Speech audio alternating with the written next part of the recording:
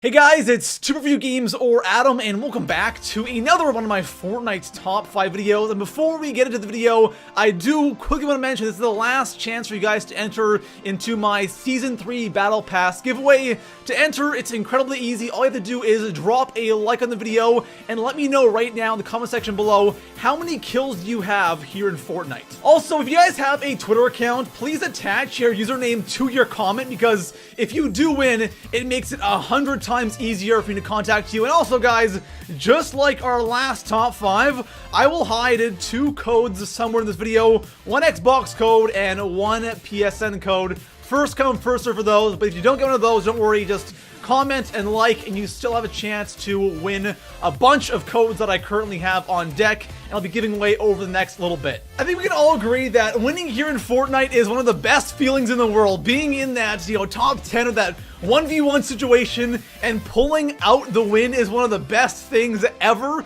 And it can be tough, though, to win in this game consistently. So if you're someone who is struggling to win in this game, today I'll be going over 5 things that you're probably doing wrong. And if you fix a couple of these things, I guarantee you'll see a lot more wins. Of course, guys, if you are new to the channel and you want to see more Fortnite's top 5 videos, make sure to hit that sub button. And besides that, let's get into today's top 5 video. So coming in at the number 5 spot on my list, building at the end of the game is absolutely mandatory. If you do not build end game, you're not building bases, there is a very high chance you're going to lose. And this is quite obvious, right? I didn't want to put it on the list because it's so obvious. Of course you have to build at the end of the match, but it is incredible how many people don't build. There are so many matches where I'm the only guy building a base. The circle's so small, there's 5, 6 left, and I'm the only guy sitting there in a base. Everyone else is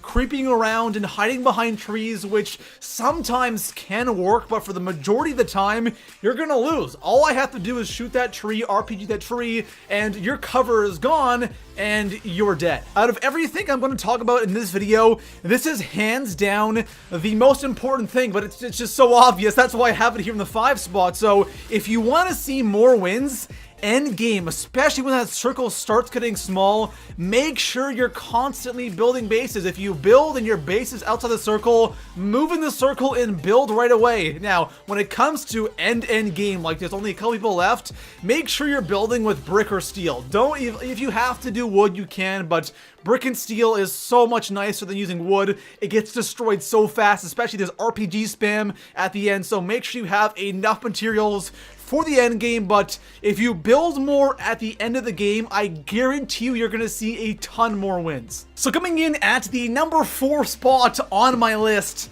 please don't hide behind trees. This is one of the most common things you see at the end game in Fortnite. It is unbelievable how many people hide behind trees, and it is literally suicide if you're gonna go and hide behind a tree, because when it gets down to me 5, 4, 3 people or 2 people left, and you're there hiding behind a tree while somebody else is in a base, you're dead. You're gonna lose, because all I have to do, if I'm in the base, all I have to do is shoot that tree a couple of times with my gun, it disappears, and you are completely exposed. If they have an RPG or a Scar, you're screwed. Now, obviously, there's gonna be those games where something might have gone horribly wrong and all you have for cover is a tree. Now, that's totally okay, but if your strategy for winning games or trying to, get in that top 5, top 10 is by running around and hiding behind trees, it's one of the worst things you could possibly do. And you know what? I completely understand why people still do this, because I did it all the time as well. My thinking was, you know what, at the end of the match, I don't want to build like crazy and give away my position. I'm just going to go ahead and hide behind trees and objects, and that way I'll kind of like sneak my way into the top 5 or, that 1v1 situation, and it never ends well. You'll get lucky sometimes, but the majority of your games are going to end in death. So when it comes to end game, don't hide behind trees and objects, just build and you'll win a ton more. So coming in at the number 3 spot on my list, rushing bases is a tricky thing in Fortnite. There's one way you should do it, and then there's one way that you shouldn't do it. The proper way, of course, is build up to the base, and then just one pump the guy in the face, you're good to go. That's the ideal way of rushing a base here in Fortnite. Then there's another way that a lot of people love doing this, especially at the end of the match, is when they have nowhere else to hide, they will go to the bottom of your base and just sit there. This is something that I can completely relate to because I used to do this all the time when Fortnite first came out. You always think that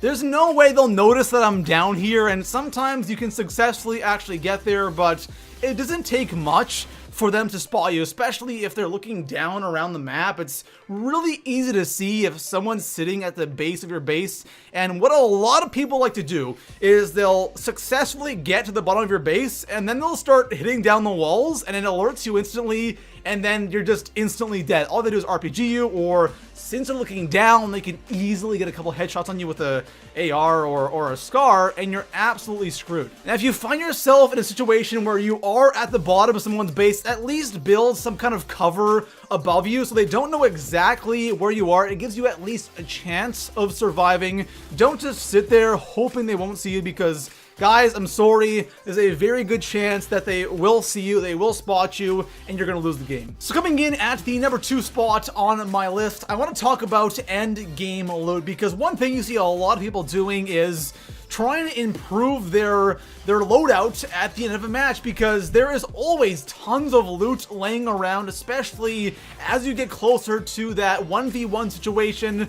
There's just loot over the place. There's gold scars everywhere. There's chug jug, shields, medkits, anything you would need. It is lying all over the map because people are kind of scared to go out. But those who do will go and try to improve their loadout, and they become easy targets. And this can be challenging because we all find ourselves in those matches where we don't really have the best loot, right? You're not going to get great loot every single game, and there are games where you're in that top 5 situation and you have a white AR or a green AR, and it's so tempting to go out and loot, but that's a really bad idea. I find that towards the end of the game, people are so crazy for loot, they'll actually run into the storm to get loot, and running into the storm at the end of the game is such a bad idea because it takes so much of your health so quickly, but people don't care. They will run right into the storm and they will take all that damage, maybe for some ammo or a scar. And of course, sometimes you might be out of options and that's the only thing you can really do. But if you have bad weapons, you don't need to go out there and replace them. You're probably good with what you have. If you're building, if you're doing all that stuff, you should be fine. You don't have to go crazy for the loot end game, and there's probably going to be an opportunity to grab something as you're moving. So don't go crazy for loot end game, guys. It's not a big deal. You can win with what you have. So coming in at the number 1 spot on my list, this definitely isn't the most important thing when it comes to winning game. That belongs to building, but this is something that is still very important, and it's kind of underrated. It kind of surprises me how important it actually is, and I don't think about it all that much, and that's the RPG. I think the RPG is the king of endgame, and I think if you have an RPG, you have a significant advantage over everybody else, especially if you have the gold RPG, because then you can really kill people with it. The blue and purple are all right. The blue is actually really bad with killing people, but the gold, my gosh, this thing absolutely wrecks. And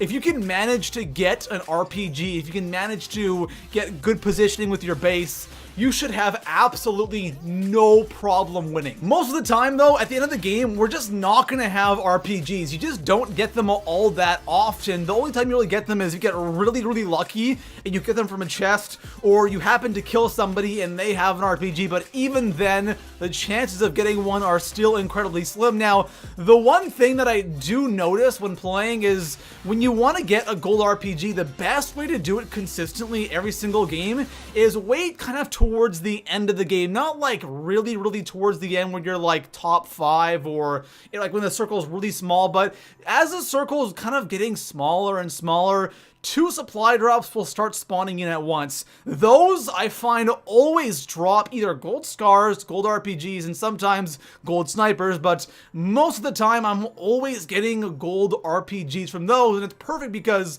it's just before you really want to establish yourself in an area with your base, so you have time to do this if you want, but even then, it can be very, very tough. But if you do get one, again, it's so good, it's so powerful, and if you have that height advantage advantage, you have that base, and you're raining down on people. You're just unstoppable. It's crazy powerful. So there we have it, guys. That is going to conclude today's top 5 video, and I really recommend following all these things if you're struggling to win. Again, the most important thing is building. If you build endgame, I promise you guys are going to get a ton more wins. Besides that, guys, if you haven't already, drop a like, subscribe for more Fortnite top 5s, and I'll see you guys in the next one. Peace out.